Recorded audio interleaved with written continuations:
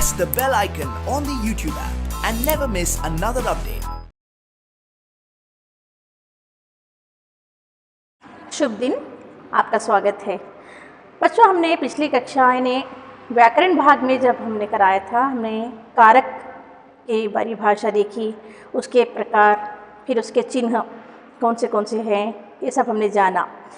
और उसकी परिभाषा भी हमने जाना कि संज्ञा सर्वनाम के जिस रूप से उनका क्रिया से संबंध सूचित होता हो तो उसे हम क्या कहते हैं? कारक कहते हैं।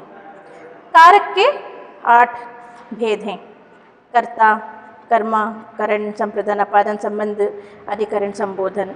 और हमने ये भी जाना कि उनकी विभक्ति चिन्ह, यानी उसको हम परसर्ग भी कहते हैं, यानी सामासिक चिन्ह भी कहते हैं, वे कौन से हैं, इसके बारे में भी हमने जाना है।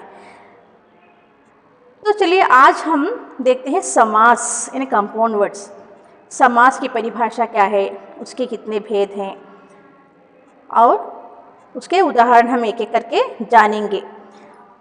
मैं कारक के बारे में आपको इसलिए बता रही हूँ क्योंकि इस समास में, समास के भी कितने हैं? 6 भेद होते हैं, यानी कि अव्ययी भाव समास, तत्पुरुष समास, कर्मधारय समास, द्विगु समास, द्वंद्व समास, फिर बहुव्रीहि समास।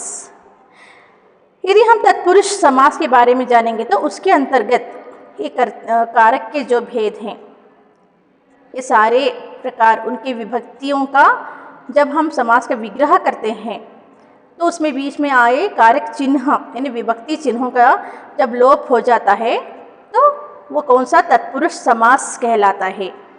इसलिए कारकों का जानना भी आपके लिए क्या है? बेहद ज़रूरी है। तो चलिए चलते हैं, आज की कक्षा में देखते हैं हम समास, उसकी परिभाषा यानी उसका अर्थ। समास का शाब्दिक अर्थ ही क्या होता है? संक्षिप्त।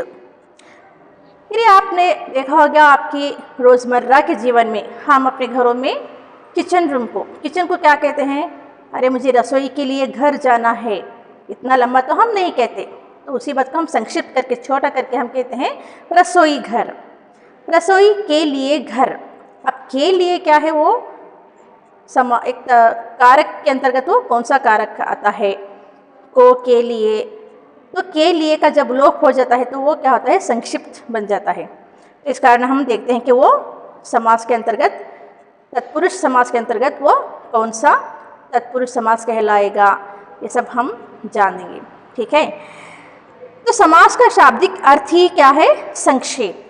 संक्षेप यानी शॉर्ट, बात को लंबी चौड़ी ना करके छोटा बनाना ही क्या है? समास होता है।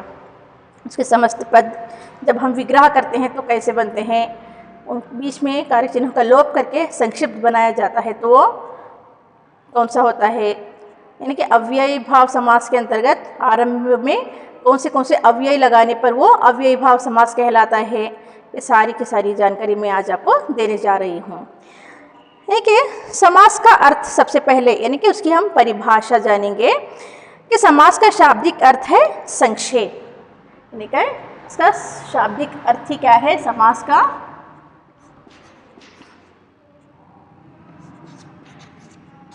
शाब्दिक अर्थ यानी संक्षेप, एकदम शॉर्ट बनाना। ठीक है।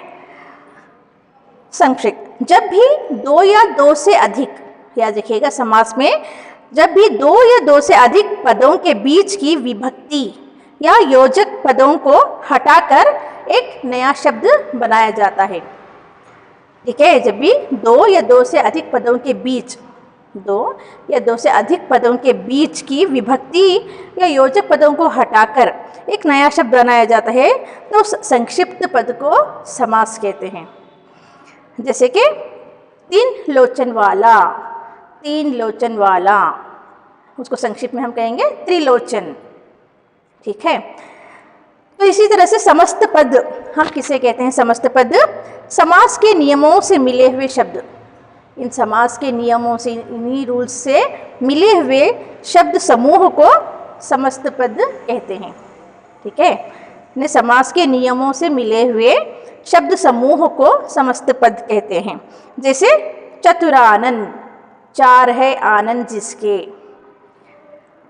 तो इन दो पदों में क्या है? चतुर आनन, चतुर आनन। 4 है आनन जिसके। इसमें क्या है? समास समस्त पद में मैं बताऊंगी कि उसमें पहला पद को क्या कहते हैं? पूर्व पद कहते हैं। फिर उसके दूसरे पद को प्रधान पद यानी उत्तर पद कहते हैं। ठीक है, हम एक एक करके समास विग्रह, समस्त पदों को अलग करने की विधि को क्या कहते हैं? समास विग्रह कहते हैं। समास विग्रह, विग्रह करना यानी अलग करना, यानी कि समास समस्त पदों को अलग करने की विधि को समास विग्रह कहते हैं। चलिए मैं देती हूँ आपको समास का अर्थ एवं उसकी परिभाषा क्या होती है, फिर हम सारे के सारे समास एक एक करके जान लेंगे। समास का इसका शाब्दिक अर्थ है संक्षेप। अब समास की हम क्या देखेंगे? परिभाषा देखेंगे। ये रहा अर्थ एवं परिभाषा यानी डेफिनेशन। समास किसे कहते हैं? जब भी दो या दो से अधिक, दो या दो से अधिक पदों के बीच की, पदों के बीच की विभक्ति, विभक्ति या योजक पदों को, योजक पदों को हटाकर, हटाकर यानी उनका लोप होने से जो शब्द बनता है, हटाकर एक नया शब्द बनाया जाता है, एक नया शब्द बनाया जाता है।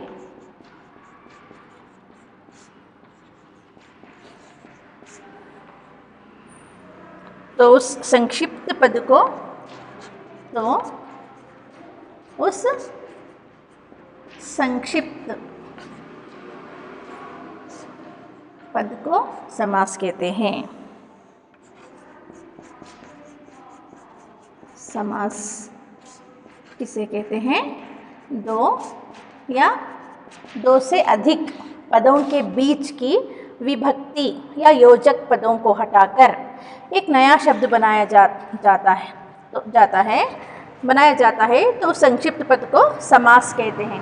जैसे कि मैंने बताया, रसोई के लिए घर, रसोई घर के लिए जो है वो है योजक चिन्ह, यानी कि वो कारक विभक्ति चिन्ह है, वो उसको हटा देने से क्या होता है? वो एक समस्त पद बन जाता है।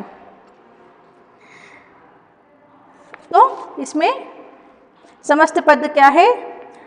समास के नियमों से मिले समस्त पद हम किसे कहते हैं? ये रहे समास की परिभाषा। समस्त पद, समस्त पद क्या होता है? समास के नियमों से, समास के नियमों से, समास के नियमों से क्या होता है? मिले हुए नियमों से, समास के नियमों से मिले हुए शब्द समूह को, शब्द समूह को क्या कहते हैं? समस्त पद कहते हैं। समस्त पद कहते हैं।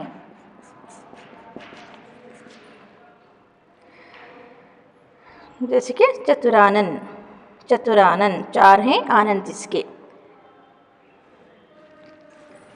अब हम देखेंगे पूर्व पद, पूर्व पद और उत्तर पद।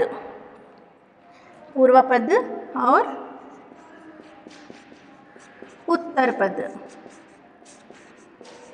में समास शब्द के, समस्त शब्द के पहला पद जो होता है वो पूर्व पद और उसके दूसरे पद को उत्तर पद कहते हैं। समास के लिए कम से कम 2 पद होना क्या है? आवश्यक है। समास के लिए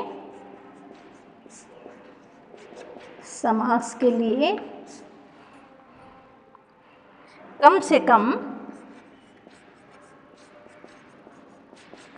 कितने शब्द, कम से कम दो पद अवश्य होने चाहिए,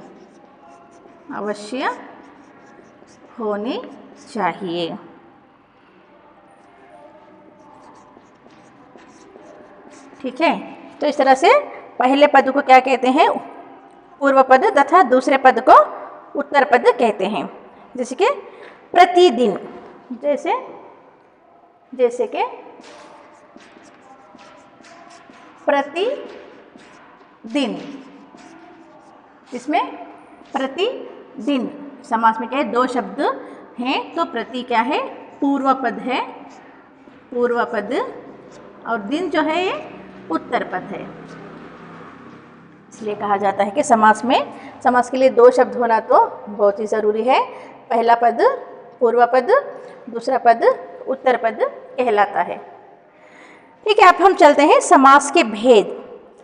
समास के कितने भेद हैं और वे कौन से हैं, फिर उनकी क्या परिभाषा है, फिर उनके उदाहरण कैसे हैं देखेंगे। समास के भेद,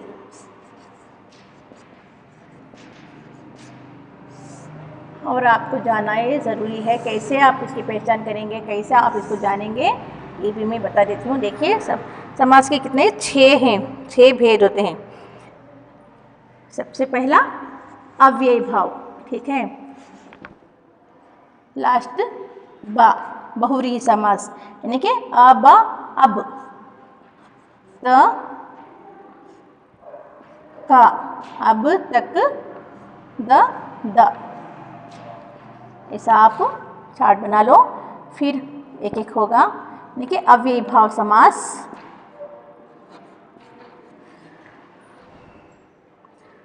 अव्ययी भाव समास, फिर तत्पुरुष समास,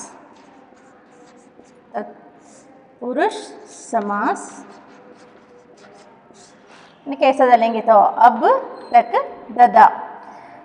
अव्ययी भाव समास, तत्पुरुष समास, कर्मधारय समास, यानी आपको लिखने में आसानी होगी। इतना आप टेबल डालेंगे तो आसानी से आप लिख सकते हो। अब तक, ददा। अव्ययी भाव समास, तत्पुरुष समास, कर्मधारय समास, फिर द्विगु समास, द्विगु समास, फिर द्वंद्व समास, फिर बहुव्रीहि समास,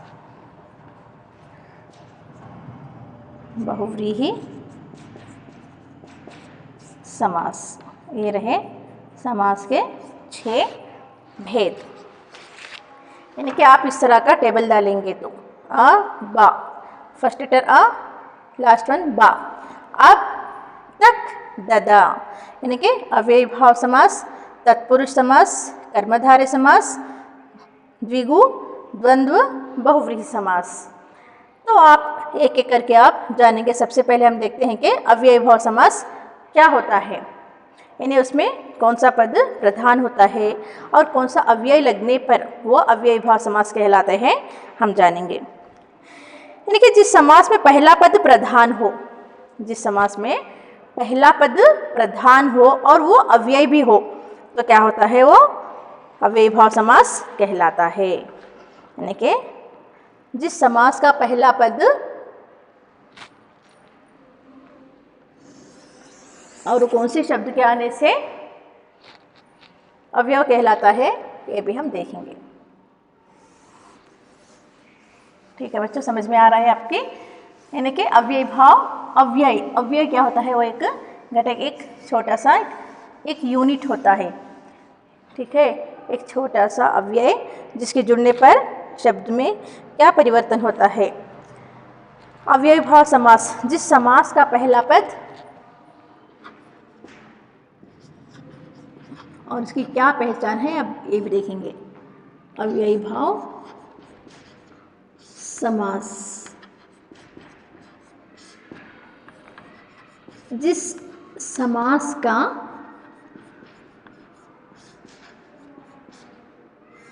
पहला पद यानी कि पूर्व पद, पहला पद प्रधान हो और वो अव्यय हो,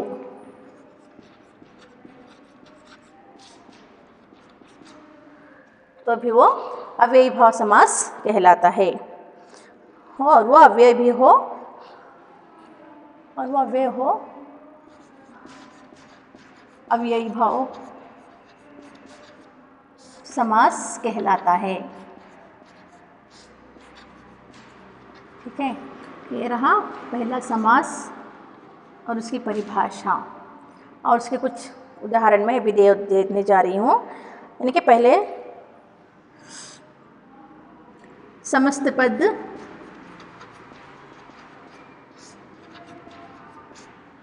ठीक है, जैसे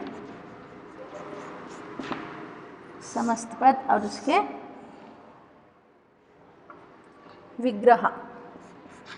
विग्रह हम कैसे करेंगे।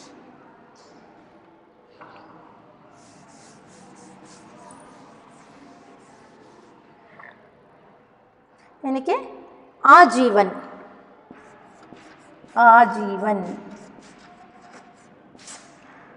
यथाशक्ति,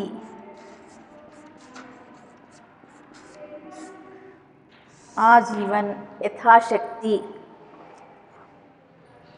भरपेट, समस्त पद लिख रही हूँ पहले मैं, भरपेट, फिर निडर, प्रतिदिन,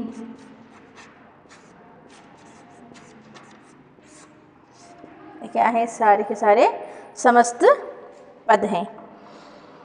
यानी कि इनका विग्रह करने पर क्या होगा, जीवन, आजीवन यानी जीवन भर, आजीवन यानी जीवन भर अथवा जीवन पर्यंत, जीवन भर, यथाशक्ति, शक्ति के अनुसार, यथाशक्ति, उसका विग्रह करने पर क्या होगा, शक्ति के अनुसार। फिर भरपेट, पेट भर के, भरपेट के लिए क्या होता है, पेट भर के, मैंने पेट भर के खाना खाया, इस तरह करने से पर है भरपेट, मैंने भरपेट खाया। निडर, बिना डर के, बिना डर के, प्रतिदिन यानी कि हर दिन। अब यहाँ पर क्या है, आजीवन, यथाशक्ति, भरपेट, निडर, प्रति, ये सारे क्या है, अव्यय है। इनकी पहचान यही होती है कि आप इस समस्त पद में उसके आरंभ आ हो अथवा यथा हो, भर हो, नी हो या प्रति से शुरुआत होता है तो आप बेखट के लिख सकते हो, वो अव्ययी भाव समास होता है। इसी तरह यथा अवसर, अवसर के अनुसार, आजन्म, जन्म भर। यानी कि देखिए इनके एक समान शब्दों की आवृत्ति वाले शब्द भी क्या है, अव्ययी कहलाते हैं। यानी कि जिस समास का पहला पद प्रधान हो और वो अव्ययी भी हो तो वो क्या है, अव्ययी भाव समास कहलाता है। आप इस तरह से उसकी पहचान कर पाते हो।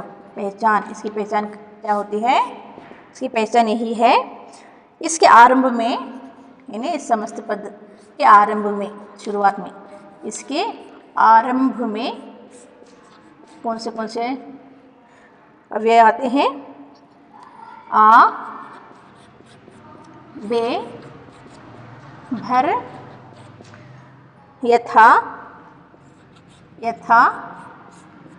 प्रति, नी, ये है इनके आरंभ। इस समस्त पद का आरंभ यदि इन शब्दों से होता है, इन शब्दों से इनका आरंभ होता है, तो आप इजीली लिख सकते हो कि ये अव्ययी भाव समास कहलाता है। इन्हें समासों की पहचान करने में आपको एकदम आसानी होगी। क्या देखकर कि समस्त पद के आरंभ में यदि आ आया हो, बे आया, बे से वो समस्त पद शुरुआत हुई हो, भर पेट, भरपूर, यथाशक्ति, प्रति, नी, इन अवयवों से वो समस्त पद का आरंभ हुआ हो तो आप आसानी से लिख सकते हो, पहचान जाएंगे आपके वो अव्ययी भाव समास होता है।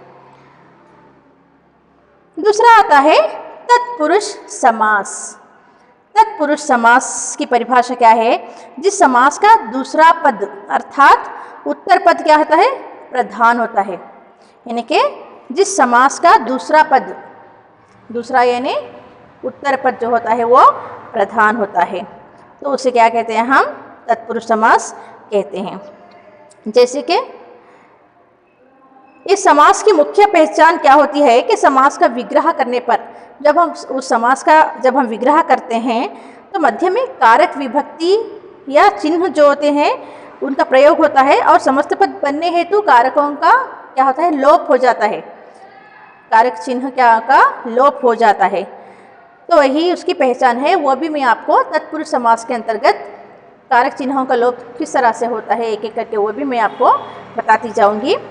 जैसे कि मैं आप तत्पुरुष समास के उदाहरण कुछ दे रही हूँ। समस्त पद देशगत, उसका विग्रह करने पर देश को गत।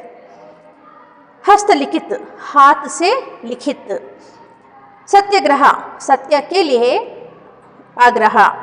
गुणहीन, गुणों से हीन। सेना नायक, सेना का नायक। घुड़सवार, घोड़े पर सवार। राष्ट्रपति, राष्ट्र का पति। यानी कि ये को, से, के लिए, से, का, में, पर, ये जो भी है ना, ये सारे के सारे क्या है? विभक्ति चिन्ह है। यदि आप कारक की पहचान कर पाएंगे तो आप देखेंगे, हमने उसमें देखा था कि कर्ता ने कर्मा को करण से, संप्रदान को के लिए के द्वारा, अपादान से, संबंध, अधिकरण, संबोधन, इन सब के बारे में भी हमने जाना है। तो इस तरह से आप उन कारक चिन्हों की पहचान कर पाएंगे तो आपको इजीली फाइंड आउट आप कर पाएंगे कि हाथ से लिखित, हस्तलिखित यानी हाथ से लिखित, ये से कौन सी विभक्ति कहलाती है? अपदान, अपदान का, तो अपदान तत्पुरुष समास कहलाता है। तो इसी तरह से मैं एक एक करके आपको समझाती जाऊंगी बच्चों। आशा करती हूँ आप समझ पा रहे होंगे। ये तत्पुरुष समास के अंतर्गत आते हैं, ठीक है। तो तत्पुरुष समास, जिस समास में क्या होता है? दूसरा पद प्रधान होता है। लीजिए उसकी परिभाषा, और तत्पुरुष समास के अंतर्गत सारे के सारे विभक्ति चिन्हों की भी मैं परिभाषा आपको देती जाऊंगी, ठीक है। दूसरा आता है तत्पुरुष समास। यानी तत्पुरुष समास में कौन सा पद प्रधान होता है? जिस समास में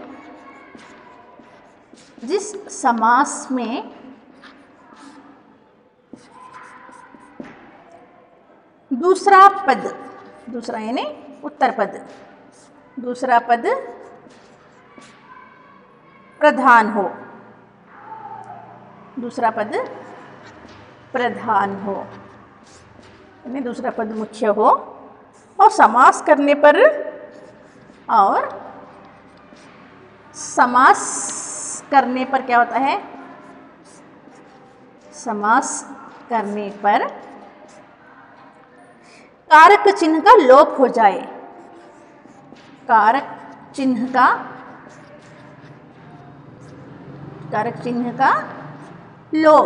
लोप होना यानी गायब होना, लोप हो जाता है।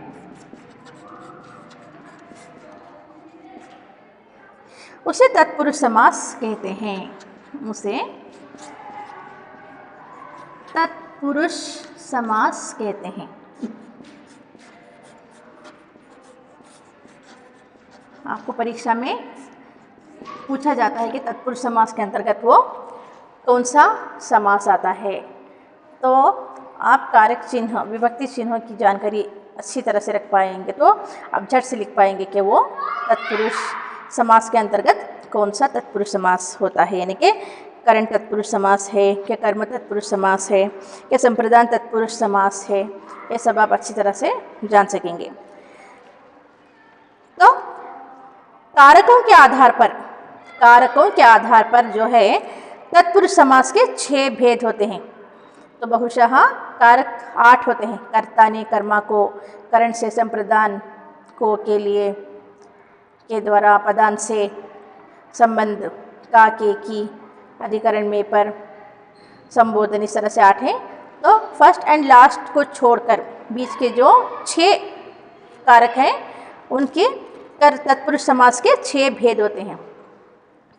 ठीक है, कारकों के आधार पर तत्पुरुष समास के अंतर्गत तत्पुरुष समास की परिभाषा ही क्या होती है, जिस समास में दूसरा पद प्रधान हो, यानी कि दूसरा पद यानी उत्तर पद जो है वो प्रधान होता है और समास करने पर कारक चिन्ह मतलब वो विभक्ति जो होती है उनका लोप हो जाता है, तो उसे हम तत्पुरुष समास कहते हैं। तो कारकों के आधार पर हम एक एक की परिभाषा और उसके उदाहरण हम जानेंगे। ठीक है, कारकों के आधार पर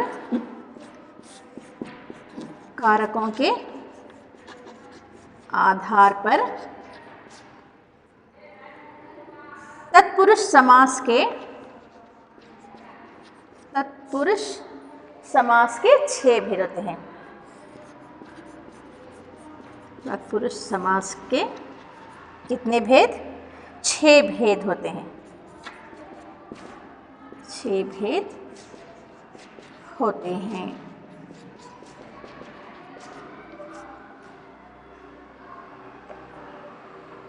यानी कि सबसे पहले देखते हैं कर्म तत्पुरुष समास। कर्म विभक्ति इसकी कौन सी है बच्चों? को, उसकी विभक्ति है को। अब कैसे समस्त पदों में कैसे वो को का लोप होने पर वो कहलाता है हम देखेंगे। सबसे पहले देखेंगे तत्पुरुष समास के अंतर्गत कर्म तत्पुरुष समास।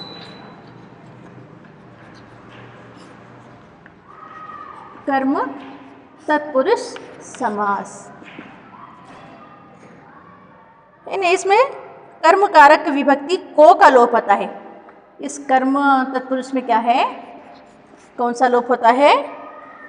को। इसमें कर्म कारक की विभक्ति, कर्म कारक की विभक्ति कौन सी होती है? को। तो इसमें क्या है, को का लोप होता है। को का लोप होता है। जैसे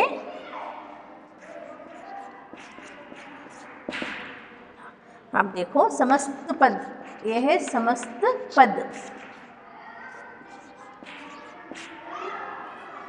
फिर उनका हम विग्रह करेंगे तो उसमें विभक्ति को कैसे हटती है? स्वर्गगत, स्वर्ग को गया हुआ। स्वर्गगत समस्त पद है, उसका विग्रह करेंगे तो क्या होगा? स्वर्ग को गया हुआ। तो इसमें को विभक्ति कारक, कर्म कारक की विभक्ति को जो है ये क्या है, लोप हो गई है। तो स्वर्ग को गया हुआ, को हटा देने पर, इसका लोप हो जाने पर क्या होता है? स्वर्गगत। फिर देशगत, यानी देश को गया हुआ, देश को गया हुआ। तो को का यहाँ पर लोप होने पर क्या है वो? कर्म तत्पुरुष समास। मनोहर, मन को हरने वाला, मन को हरने वाला। फिर वंशधर, वंश को धारण करने वाला। यहाँ पर बीच में एक जो विभक्ति को, यानी कि वो विभक्ति जो है वो कर्म की होती है। कर्ता रे, कर्ता ने, कर्ता कारक की विभक्ति ने, कर्म कारक की विभक्ति चिन्ह को। तो इस तरह से समस्त पद के विग्रह करने पर बीच में को विभक्ति जब आती है तो उसको हटा दिया जाता है, यानी उसका लोप कर दिया जाता है। तो इस कारण वो क्या है, कर्म तत्पुरुष समास कहलाती है। अब देखते हैं करण तत्पुरुष समास। करना, कर्ता ने कर्मा को करण से, उसकी विभक्ति है से। तो यहाँ पर क्या है, जो काम किया जाता है, यानी कि कर्ण तत्पुरुष समास के अंतर्गत उसकी विभक्ति से उसका लोप हो जाता है तो कर्ण तत्पुरुष समास कहलाती है। ठीक है, ये रहा, उसके अंतर्गत हम देख रहे हैं। दूसरा है करण, करण तत्पुरुष समास, उसकी विभक्ति क्या है, से है। तो यहाँ पर से का लोप हो जाता है, यानी इसमें करण कारक की विभक्ति से के द्वारा का लोप हो जाता है, यानी कि करण तत्पुरुष समास, कर्ता ने कर्मा को करण से के द्वारा, ये इसकी विभक्ति चिन्ह है। तो इनका लोप होने से क्या होता है, वो करण तत्पुरुष समास कहलाता है। जैसे कि समस्त पद, समस्त पद क्या होता है और उसका विग्रह करने पर वो कैसा होता है।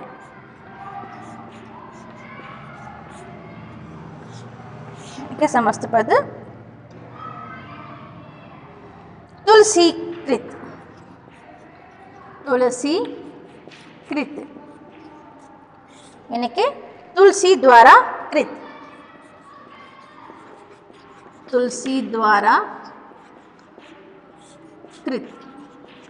तो यहाँ पर कृत क्या लोप हो गया है, भयाकुल, भयाकुल, यानी भय से आकुल, भय से आकुल। तो यहाँ पर से की से विभक्ति का लोप हुआ है। तो से द्वारा के द्वारा का लोप होने पर वो करण तत्पुरुष समास कहलाएगा। ठीक है, गुणहीन, सॉरी, हस्तलिखित, हस्तलिखित, हाथ से लिखित, हाथ से लिखने वाला, तो वहाँ पर से विभक्ति का लोप हुआ है तो करण तत्पुरुष समास। हस्त लिखित, हस्तलिखित यानी हाथ से लिखित। तो यहाँ पर से का लोप हुआ है तो समस्त पद हस्तलिखित बन गया है। से का लोप होने के कारण ये करण तत्पुरुष समास कहलाता है। तो अगला देखते हैं संप्रदान तत्पुरुष। संप्रदान तत्पुरुष समास क्या होता है।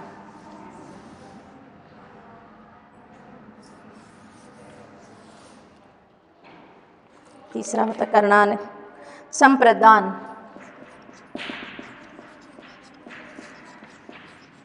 संप्रदान तत्पुरुष, इसकी विभक्ति कौन सी होती है, को। संप्रदान तत्पुरुष में संप्रदान की विभक्ति है को, के लिए। अब इन शब्दों का, इन कारकों, इन चिन्हों का, इन विभक्तियों का लोप होने पर वो संप्रदान तत्पुरुष समास कहलाएगा। और वो शब्द किस में आते हैं, जैसे कि समस्त पद, समस्त पद और उनका विग्रह। मैं दो दो उदाहरण आपको बताऊंगी। समस्त पद कौन सा है, विद्यालय, विद्यालय, विद्या के लिए आलय। ठीक है, विद्या के लिए आलय, विद्यालय, स्कूल। विद्या के लिए का क्या हुआ है, यहाँ पर लोप हो गया है। ये विभक्ति गायब हो जाने पर विद्यालय समस्त पद बन गया है। तो इस कारण के लिए विभक्ति का लोप होने पर संप्रदान तत्पुरुष समास कहलाता है। सत्याग्रह, सत्याग्रह, ठीक है, सत्य के लिए आग्रह, सत्य के लिए आग्रह। तो के लिए का लोप, ठीक है।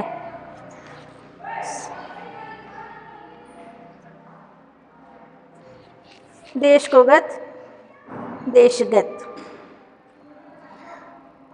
तो यहाँ पर को के लिए का लोप होने पर वो संप्रदान तत्पुरुष समास कहलाता है। नेक्स्ट देखेंगे हम अपदान तत्पुरुष।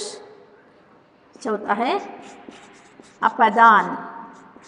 अपदान तत्पुरुष। अपदान का विभक्ति चिन्ह क्या है? अपदान तत्पुरुष यहाँ पर से विभक्ति का क्या है? अपदान से। उसमें उस विभक्ति का क्या है? लोप होता है, अपदान से। अब अपदान कारक में हमने देखा कि वहाँ पर कर्ता ने कर्मा को करण से, उसमें भी से आया हुआ है। फिर संप्रदान अपदान में भी से आया हुआ है। तो से विभक्ति आने पर यहाँ पर क्या अर्थ देता है? किसी चीज़ से अलग होना, जुदा होना। तो अलग होने का भाव हम देखते हैं तो हम उसे क्या कहेंगे? अपदान तत्पुरुष समास कहेंगे। जैसे कि भय मुक्त, भय से मुक्त। रोग मुक्त, रोग से मुक्त, यानी रोग से हम मुक्ति पा चुके हैं, रोग हमसे दूर चला गया है। तो वहाँ पर हम से देखते हैं विभक्ति, तो वो अपदान तत्पुरुष समास के अंतर्गत होता है। तो इसमें बच्चों अपदान तत्पुरुष में इसमें अपदान कारक की विभक्ति से जो है ये लोप होती है। इसका यहाँ पर से आना यानी अलग होना, से का लोप होता है। जैसे कि रोग मुक्त, यानी कि रोग से मुक्त, ठीक है बच्चों। से यहाँ पर अलग होने का भाव हम देख रहे हैं, तो ये अपदान तत्पुरुष समास कहलाता है। जैसे कि विद्याहीन, विद्या से हीन।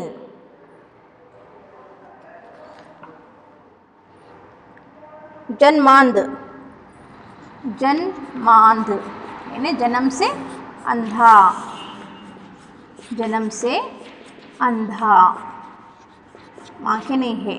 तो से विभक्ति का लोप होने पर ये जन्मांध बना है, तो वो अपदान तत्पुरुष समास कहलाता है। विद्याहीन, विद्या से हीन। धर्मभ्रष्ट, धर्म से भ्रष्ट। इस तरह के और भी कई सारे उदाहरण हम देख पाएंगे। अब नेक्स्ट देखते हैं संबंध तत्पुरुष। संबंध यानी संबंध, किसी के बारे में संबंध बताने के कारक चिन्ह जो है का, के, की, वो है संबंध। यदि हम समस्त पद विग्रह करने पर ये शब्द आकर इनका लोप हो जाता है तो वो संबंध तत्पुरुष समास कहलाएंगे। और देखते हैं कि वो कौन से शब्द हैं।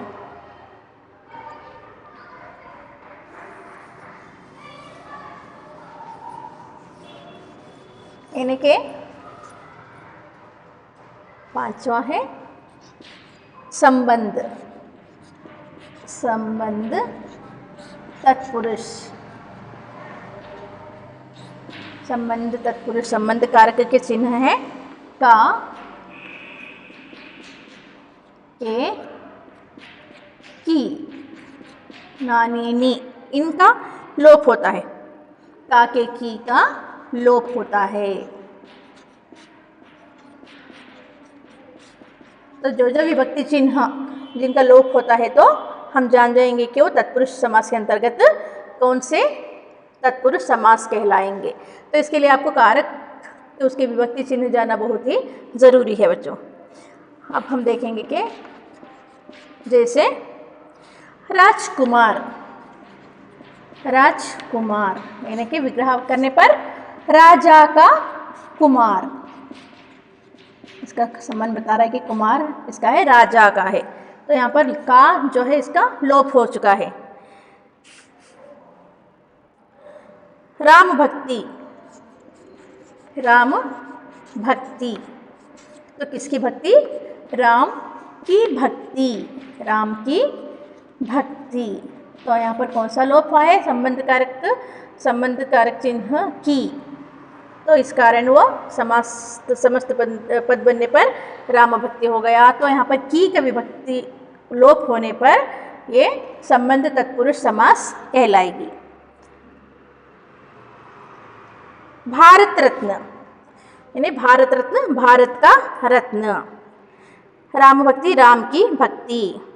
आज्ञानुसार, आज्ञानुसार यानी आज्ञा के अनुसार हम कोई भी काम हो आज्ञा के अनुसार करेंगे, इस तरह से कहते हैं ना, आज्ञा के अनुसार के। इस तरह से का, के, की संबंध विभक्तियों का यहाँ पर क्या है, लोप हो गया है, तो वो संबंध तत्पुरुष समास कहलाएगा। छठा है अधिकरण तत्पुरुष। अधिकरण में क्या है, विभक्ति में पर। यहाँ पर उन विभक्तियों का क्या है, लोप होता है, और वो किन शब्दों में आते हैं देखेंगे। अधिकरण, अधिकरण तत्पुरुष।